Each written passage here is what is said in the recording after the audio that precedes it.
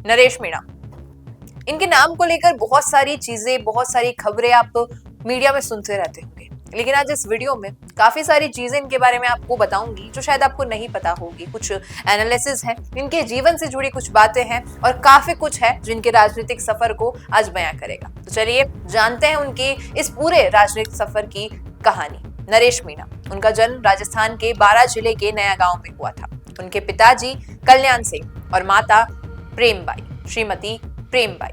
School की पढ़ाई पूरी करने के बाद नरेश मीणा जयपुर के राजस्थान विश्वविद्यालय पहुंचे और यहीं से उनकी राजनीति शुरू होती है। उन्होंने NSUI के पैनल से महासचिव का चुनाव लड़ा और जीत गए।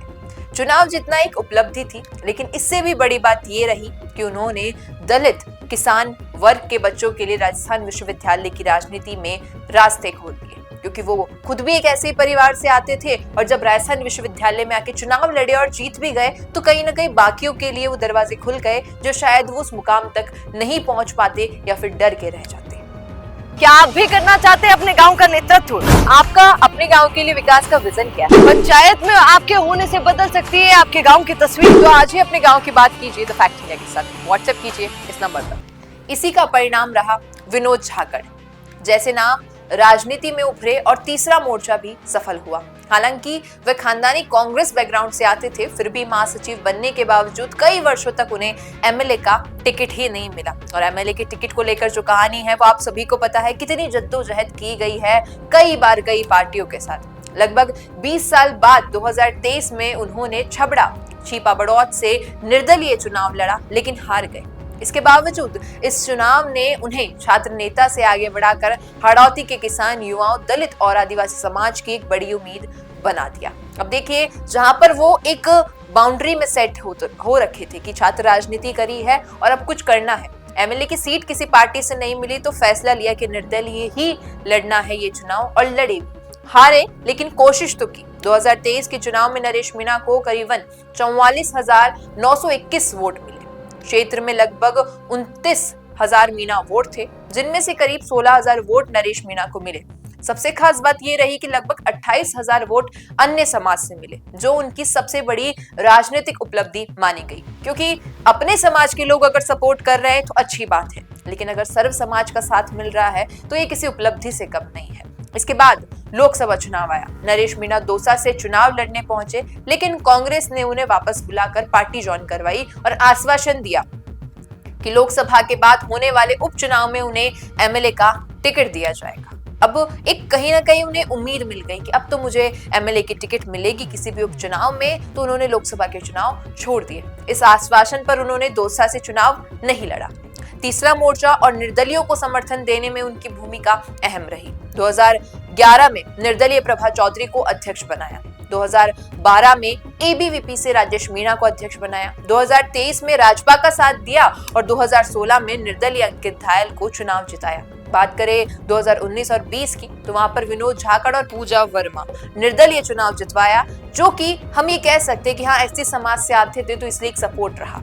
इसके बाद उन्होंने उपचुनाव में नरेश मीणा दौसा या देवली से टिकट चाहते थे, लेकिन कांग्रेस ने टिकट देने से मना कर दिया, तो उन्होंने संघर्ष जारी रखा और संघर्ष जारी रखते हुए देवली उनियारा से निर्दलीय चुनाव लड़ा और करीबन 60,000 वोट पाए, लेकिन हार गए। यहाँ कुल जो वोट थे मीणा समाज के वो 64,000 थे, जिनमें से 27-28 हजार वोट नरेश मीणा को मिले, जबकि करीबन 33,000 वोट अन्य समाज से मिले। इसी दौरान समरावता घटना में नरेश मीणा जेल चले गए और 8 महीने बाद बाहर आए। अब देखिए, जो 8 महीने की वो जर्नी थी, एक थप्पड़ कांड, अरेस्ट होना, 8 महीने जेल में रहना, लेकिन इस टाइम ड्यूरेशन ने शायद उनकी जिंदगी को बदल दिया, लोकप्रियता को बदल दिया। चाहने वाले मीणा समाज से बढ़कर अब सर्व समाज में आ गए। बाहर जाने कितने नेताओं ने उनका साथ दिया और कुछ ने साथ छोड़ भी दिया। यहीं से शायद उन्हें पता चला कि कौन अपना है और कौन पराया। इसके बाद उन्होंने हाड़ौती से जनक्रांति यात्रा शुरू की, क्योंकि जब वो बाहर आए थे समरावता थप्पड़ कांड से जैसे ही, और ये शुरुआत कर दी थी जनक्रांति यात्रा की। झालावाड़ के पिपलौदी स्कूल में दलित बच्चों की मौत का मुद्दा उठाया, क्योंकि जब वो जनक्रांति यात्रा कर रहे थे उस दरमियान यही हादसा हुआ झालावाड़ में कि छत गिर गई। बच्चों के साथ जो भी हादसा हुआ और परिजनों की डिमांड थी कि हमारे लिए अगर कोई आवाज उठाएगा, तो एक नाम तो राजकुमार राउत था लेकिन दूसरा नाम नरेश मीणा था। और नरेश मीणा वहां गए भी, लेकिन उस वक्त भी राजनीति रच दी गई। और जैसा नरेश मीणा भी कहते हैं और कई लोग कहते हैं कि प्रूफ नहीं है वहां पर कहीं पे भी कि नरेश मीणा वहां पर धरने पर किसी के अगेंस्ट बैठे थे या फिर वो एम्बुलेंस का रास्ता रोक रहे थे, क्योंकि उसके बाद जब हमसे भी उनकी बातचीत हुई थी तो स्पष्ट किया था सब कुछ उन्होंने कि मैं किसी के विरोध में नहीं खड़ा था, मैं केवल बच्चों के न्याय के लिए वहां खड़ा था और हम एम्बुलेंस के रास्ते से दूर थे। लेकिन वही हुआ कि षड्यंत्र रचे गए, राजनीति का माहौल बना और फिर से 40 दिन के लिए जेल में चले गए। और 40 दिन बाद जब रिहा हुए, न्याय न मिलने पर जयपुर के शहीद स्मारक पर अनशन किया, पीड़ित परिवारों की सहायता की। और आपको बता दूं, क्योंकि उस समय को मैंने भी बहुत करीब से देखा था, अनशन पर बैठे थे तब भी करीबन 5वें या 6ठे दिन वो बेहोश हो गए थे और उसके बाद एसएमएस अस्पताल लेकर गए, जहां पर करीबन 6-7 दिन तक जो सफर रहा आईसीयू में, कई नेता आए मिले चले गए। उस टाइम पीरियड पे एक सवाल उठता है कि कौन सा ऐसा नेता है जो उन बच्चों को न्याय दिलाने के लिए अनशन पर बैठता है और आमरण अनशन पर बैठता है कि जब तक न्याय मिलेगा न्याय नहीं मिलेगा भूखा रहूंगा। उसके बाद आईसीयू में भी ग्लूकोज की सहायता से उन्होंने सरवाइव किया, लेकिन हद तो तब पार हो गई जब इतना सब होने के बाद भी सरकार ने उनकी नहीं सुनी। और जब नहीं सुनी गई तो अंत यही होता है कि जो समर्थक थे, जो पीड़ित बच्चों के परिजन थे और उस वक्त तो वहां पर एक और महान नेता भी थे, उन सभी ने कहा कि भाई इस अनशन को तोड़ो, क्योंकि अगर तुम ही स्वस्थ नहीं रहोगे तो उन लोगों के लिए काम कौन करेगा। फिर वही हुआ कि पीड़ित परिवारों की सहायता से और उसके बाद अनशन तोड़ा गया, बच्चों को राशि भी दी गई, 1 करोड़ एकजुट की गई, उन बच्चों के परिजनों को दी गई। सरकार ने कुछ नहीं किया, लेकिन नरेश मीणा ने और कुछ लोगों ने जो नरेश मीणा के साथ जुड़े थे, कई समर्थकों ने उनका साथ दिया और इस राशि को एकजुट करके शहीद स्मारक पर हम सभी की आंखों के सामने वो 1 करोड़ रकम है उन परिजनों को दी गई। इसके बाद आते हैं अंता के विधानसभा के उपचुनाव। जी हाँ, विधानसभा उपचुनाव की घोषणा होती है। नरेश मीणा को उम्मीद थी कि कांग्रेस उन्हें टिकट देगी, लेकिन ऐसा नहीं हुआ। उन्होंने फिर निर्दलीय चुनाव लड़ा, क्योंकि पहली बार दगा हुआ, दूसरी बार दगा हुआ और अब तीसरी बार भी दगा हो गया। और ये भी बता दे कि 6 साल के लिए इस दरमियान ही नरेश मीणा को निष्कासित कर दिया कांग्रेस पार्टी ने, क्योंकि कुछ बातें उन्होंने पार्टी के लिए कह दी थी। फिर निर्दलीय चुनाव लड़ा। उपचुनाव पूरे राजस्थान में केवल 1 सीट पर था, जिसमें दोनों राष्ट्रीय पार्टियों ने पूरी ताकत झोंक दी, जबकि नरेश मीणा अकेले मैदान में डटे थे और इस दरमियान ही उन्हें कई धोखे भी मिले थे। परिणाम स्वरूप नरेश मीणा को लगभग 53,800 वोट मिले और वे चुनाव हार गए, लेकिन अंतर केवल 100 वोट का था।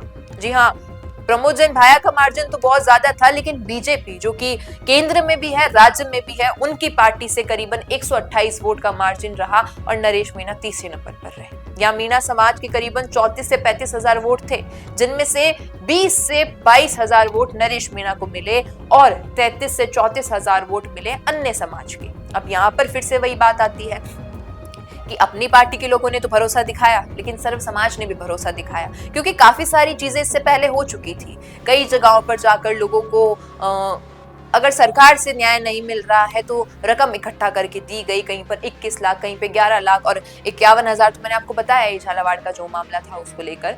अब ये सारी तमाम चीजें जब लोगों ने देख ली थी तो कहीं एक विश्वास जग चुका था कि जनता की सुनने वाला, किसानों की सुनने वाला, सर्व समाज की सुनने वाला शायद यही है, तो इसलिए लोगों ने समर्थन दिया और इतने मार्जिन से वोट रही। अब एक कंपैरिजन कर लेते हैं, तुलना कर लेते हैं। शिव विधानसभा से निर्दलीय रविंद्र सिंह भाटी लगभग 70,000 राजपूत वोट वाले क्षेत्र में चुनाव लड़ा और 3100 वोट से जीत हासिल की। इसी तरह बाबा डॉक्टर किरोड़ी लाल मीणा, उन्होंने 2008 में निर्दलीय चुनाव 2 जगहों से लड़ा। सवाई माधोपुर में वे हार गए, जबकि वहां कोई मीणा प्रत्याशी ही नहीं था। लगभग 65,000 मीणा मतदाता थे और फिर 2013 में उन्होंने राजपा से सवाई माधोपुर से चुनाव लड़ा और हार गए, जबकि लालसोट से वे 491 वोट के अंतर से जीत गए, जो मीणा बहुल क्षेत्र है।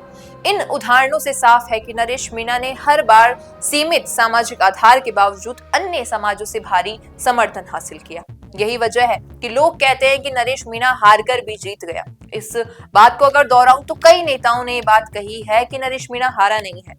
अगर उसे अपनी पार्टी और अपने समाज के अलावा अन्य समाज के लोग इतना सपोर्ट कर रहे हैं और अगर वो राजस्थान की सबसे बड़ी पार्टी को टक्कर दे रहा है तो कहीं भी वो हारा नहीं है। अगर उन्हें पार्टी टिकट और मजबूत संगठन मिलता तो शायद इतिहास कुछ और होता। लेकिन नियम साफ है, जितना बड़ा संघर्ष उतनी बड़ी सफलता। ये सिर्फ एक शुरुआत है, अभी तो राजनीतिक सफर का और भी बहुत बड़ा किस्सा बाकी है। तो बने रहिए हमारे साथ, क्योंकि अब जब कुछ नरेश मीणा राजनीति में बड़ा करेंगे और वो इतिहास में दर्ज होगा तो आप तक हम जरूर पहुंचाएंगे। धन्यवाद। वीडियो पसंद आया हो तो इसे लाइक करना, शेयर करना और हमारे चैनल द फैक्ट इंडिया को सब्सक्राइब करना न भूलना। और एक बात, इस वीडियो में आपको क्या खास बात लगी हो और किस बात से आप सहमत हैं, ये भी बताइएगा कमेंट। बिजनेस अच्छा हो सकता है, लेकिन अगर नाम नहीं दिखा तो पहचान कैसे बनेगी? अब टेंशन छोड़िए, द फैक्ट इंडिया आपके बिजनेस को देगा वो पहचान जो पूरे राजस्थान में हर किसी तक पहुंचे। न्यूज चैनल पर विज्ञापन, पॉडकास्ट और प्रमोशन के जरिए आप सीधे 5 लाख सब्सक्राइबर और 10 करोड़ से ज्यादा व्यूज तक अपनी पहुंच बना सकते हैं। तो देर किस बात की, आज ही द फैक्ट इंडिया से जुड़िए और अपने बिजनेस को बनाइए हर घर का नाम।